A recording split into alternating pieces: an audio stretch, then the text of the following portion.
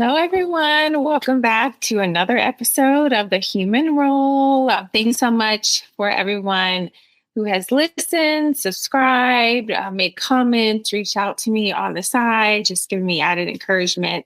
It's really great to hear from everyone and see that a lot of these episodes and the topics that are being discussed have been really helpful for everyone. I wanted to just kind of take a different approach. I know we've been going over important, really heavy industry topics and talking to a lot of guests, but I wanted to take some time and discuss how people can get into the HR and payroll industry, especially ones that are just starting off, because I really think that that's important. So this may not actually apply to anyone who has been heavy tenured, but throughout my career, I have been, lucky enough to show people the way. I had been lucky enough to have people show me the way, but also am now lucky enough to pay that forward and show other people the way, right? To get into all things HR, all things payroll, and help build people in their careers, just like others have done for me when I was younger. So really wanted to take this time to go over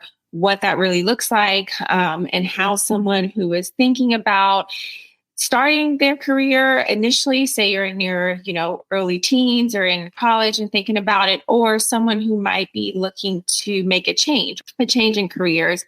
I know that's happening right now pretty, frequently. I think with the change of the economy, people are thinking of exploring other avenues. And so wanted to take a deep dive into that. And so let's go ahead and get started and talk more so about HR, because HR and payroll, although there's similar routes that you can take to get into both of them, there's a little bit different because HR, there are degrees for HR that people can get into. For payroll, as I have mentioned plenty of times in past episodes, there are no degrees for payroll. Typically, everyone that has gotten into payroll has just said that payroll has fell on their lap per se. So from an HR stance, if you wanted to get started, of course, you can go the route to getting into school and getting those specific degrees. I don't know too many heavy, people in HR that have gone through heavy degrees. I know a few, but not too many. So if you want to get started and go through schooling, I think that's always great, right? Schooling is always beneficial. I would never turn anyone away from that. So if you're wanting to take that specific leap and get into the world of HR, and if schooling is something you really want to look after, I would say, or at least to have under your belt, I would say go for it, right? Look into getting that specific degree. It definitely is beneficial for the few that I do know that have gone through it. There's no complaints, right, at all. I mean, people are getting the knowledge that they need regardless. So I think that's really important. But if you choose not to go the route and get a degree and go to school for that, and I think would still hopefully be able to have equal opportunity as long as you're putting your best foot forward, open to starting off minimum on the lower end of the totem pole and being a sponge and soaking everything in and getting as much knowledge and experience from your counterparts, from your managers, from your colleagues as you can early on. So that would be the main difference between the HR and payroll world from starting, is that there isn't a degree for payroll. There is one for HR. So you can, at least start from there. But separately, outside of getting a specific, degree, for example, you can get started pretty similar roads for both HR and payroll. I would say maybe initially start like an internship if you can. So if you do go the schooling route, or if you're not in school specifically for payroll, but you're in school for something else, I kind of just want to dip your toes in to see if you like it. Definitely from an HR and payroll stance, look into internships. There's a lot of companies that do internships, and also a lot of brokers too. So a lot of broker firms that offer people in. So I know that's from the broker stance, that's separate to getting you into benefits, but essentially that's all under the same umbrella. So when we talk about knowing HR and payroll, there's going to be some factor when it comes to benefits where you're going to have to work with your HR person. You're also going to have to work with your payroll person. So I would say to definitely explore that route if you want to get into maybe account management of some sort. But outside of that, outside of an internship, you can always get an entry-level job. So look into getting to be like a payroll clerk, a payroll specialist, or the larger umbrella is an HR assistant or an HR specialist.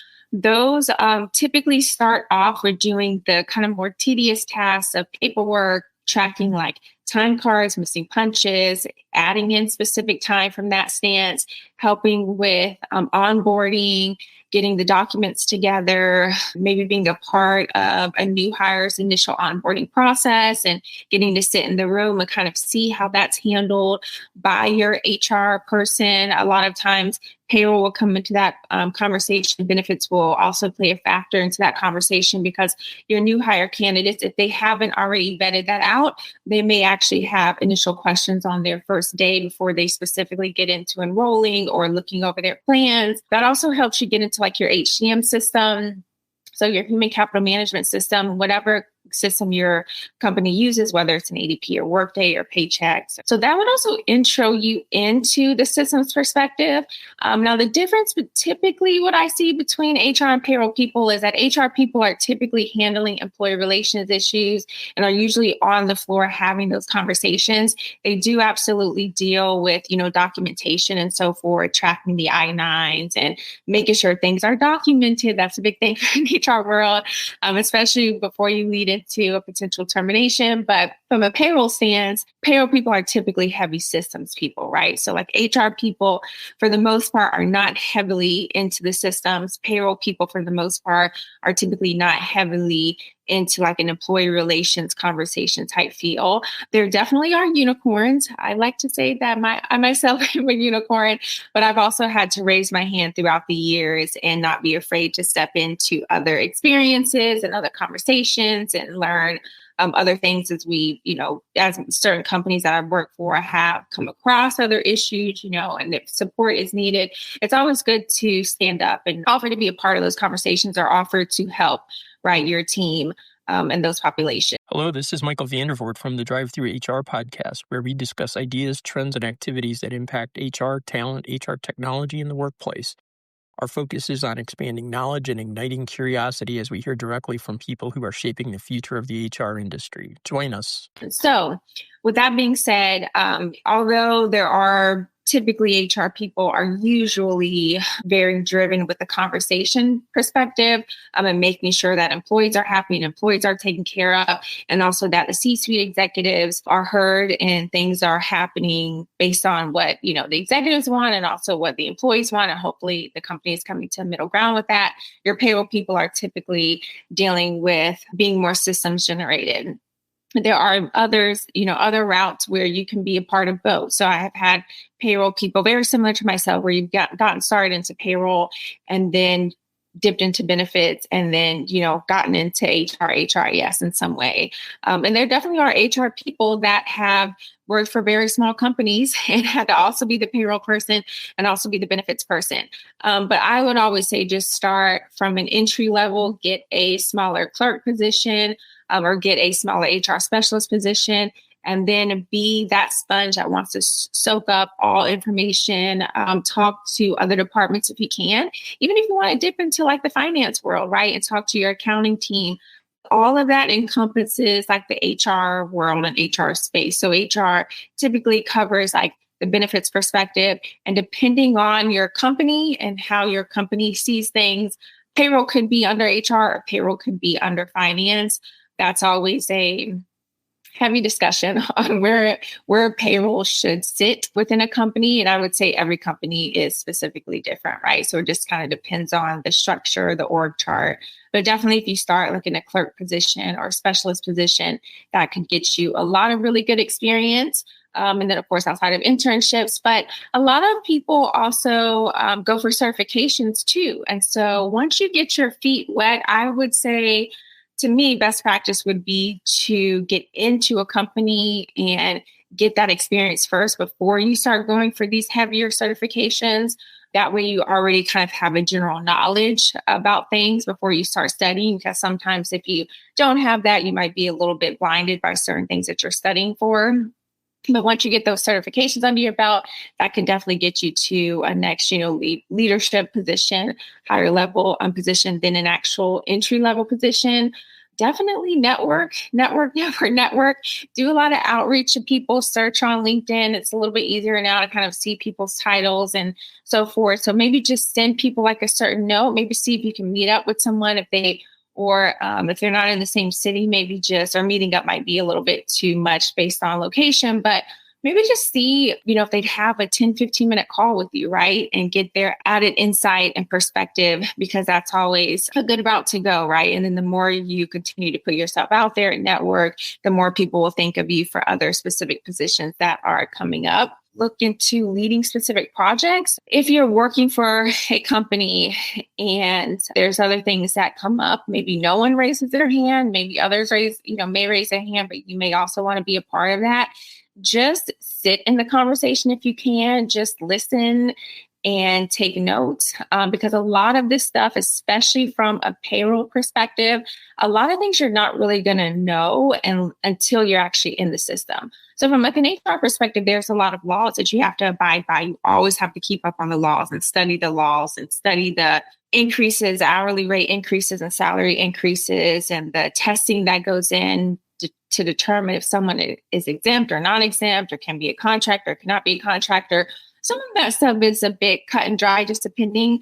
But from a payroll perspective, there's a lot of things within an actual payroll HCM system that you really just wouldn't know. Like there's really nothing that, anyone could really teach you until you're actually in and you actually see it and you visualize it. And then once you're moving from one system to another, things start making more sense, right? It's like you'll start connecting the dots. So even if you move from one HCM platform to another HCM platform, essentially the foundation of the platforms are the same. They may have different wordings, different headers. They may have like a little bit of a different process, but essentially as far as like the tax laws and what has to be in the system, as far as departments, general ledger, supervisors, managers, time and attendance, and so forth, that stuff is pretty important, pretty critical, and pretty standard across the board. But there are certain nuances that you may or may not know until you stumble. So as I mentioned in past episodes, I have definitely stumbled a couple times in my career, right? And that's all just a specific learning process we all have to go through.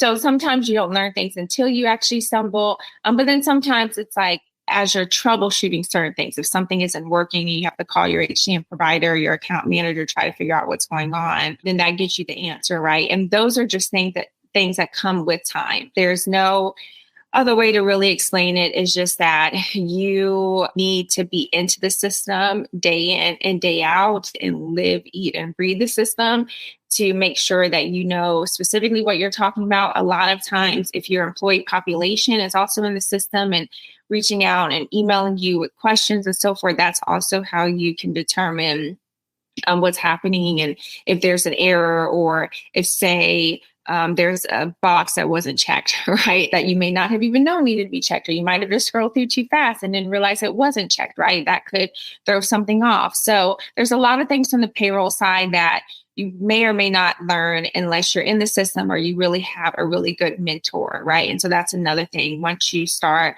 networking and getting in with these companies, definitely look for a specific mentor, right? That can help train you and guide you and doesn't mind taking that extra couple of minutes to really show you, doesn't mind you sitting next to them and shadowing them, right?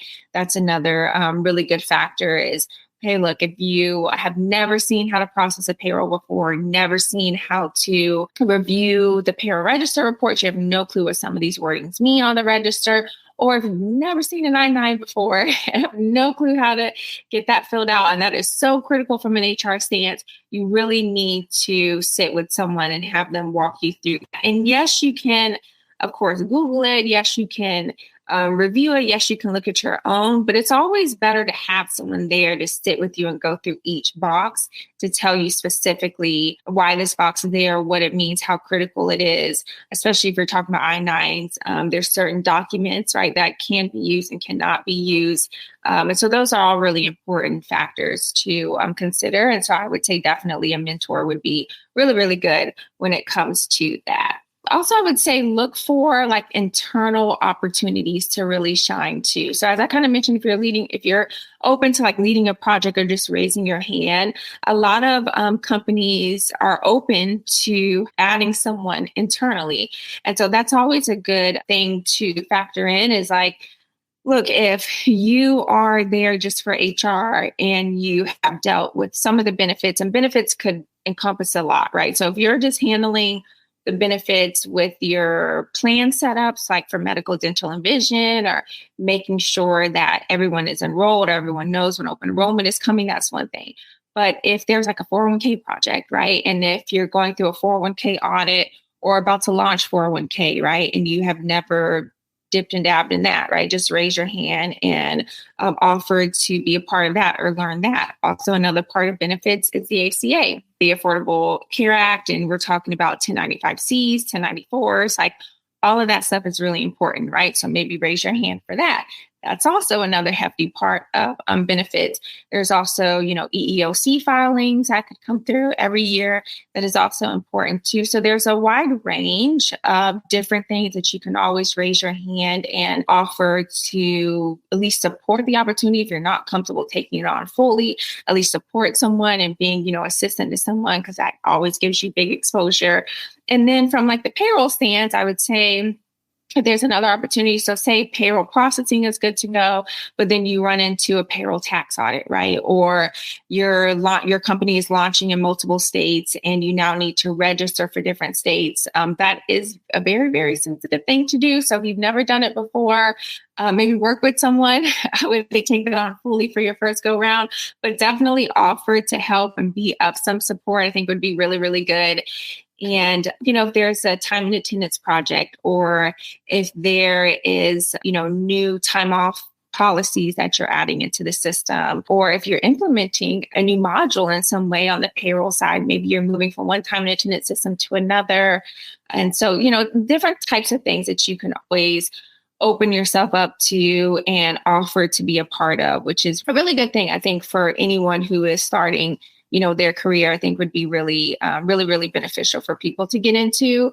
And then any type of like temporary opportunities too. So those are just internal advancements. But if you see any like temp roles, there's a lot of people that are offering some temp roles, and those roles, and also like maybe not at the level of a high-end consultant, but if it's just someone that wants a temp opportunity to bring you in and learn their stuff, that helps you get experience with different industries within the HCM space. That allows you to see like different requirements for like time and attendance. So like the restaurant industry could be totally different from corporate, right? Restaurant is going to have a lot of tips that they have to factor when it comes to time and attendance, right? And versus just a normal corporate function, which could just be a normal clocking in and out and normal overtime every single day or week. Also, depending on the state, right? So if you are doing something in Georgia, it could be totally different than the laws in California or New York, Pennsylvania with all the locals, Ohio also with all the locals, right? Those are different realms of worlds of experiences that is always good to have under your belt. So I would definitely also try to get into a company that is multi-state. Even though it can be very intimidating up front, it definitely is going to be beneficial in your career to get you to that next level, to move you from a specialist to a supervisor to a manager, then to hopefully a director and a VP of some sort, or C-suite executive. So all of that, really good things to come. But what I do also want to say before we end this is that there's no right or wrong way in this situation on how to get to where you want to get to. You're open to free reins to start however you feel necessary. And there's great opportunity everywhere. So whether you decide to go get that HR degree or not, I would say as long as you're willing to start on a lower end entry level job and then just keep yourself open to experience and help with anything around the company, is always going to be a really good factor. And then once you start getting that experience, your network starts opening up, continue to put yourself out there, continue to take on other opportunities, explore your certifications, and then the rest could be history. You could be already getting up within a short amount of time, getting into a director or VP level. I think The more experience you have, of course, the better the opportunities. But the more people you know, the more people you network with, the more people that remember your name and can drop your name in different rooms that you may have never even experienced or never even thought that you could even be in, is always a good option. So all right, you guys. So that was just a quick run through of how to get into the HR and payroll world. I guess you can say it is definitely changing as time goes on. Payroll is changing. HR is changing. The whole world is in a different time frame of changes, but all good things to come. Keep yourself occupied, keep yourself being more strategic. That's all I keep on telling, my people at my network. Definitely stay on top of your toes, stay on top of everything, and be open to all the changes that are coming, because that's going to be really, really important. So, all right, you guys. So next up, we'll have another great episode in the next couple of weeks, as always. And so looking forward to bringing on more special guests for you and bringing on more HR and payroll topics, as we are now about to start dipping into the busy year-end time. So more to come from there. But thanks for listening so much on this episode. See you guys next time. Bye.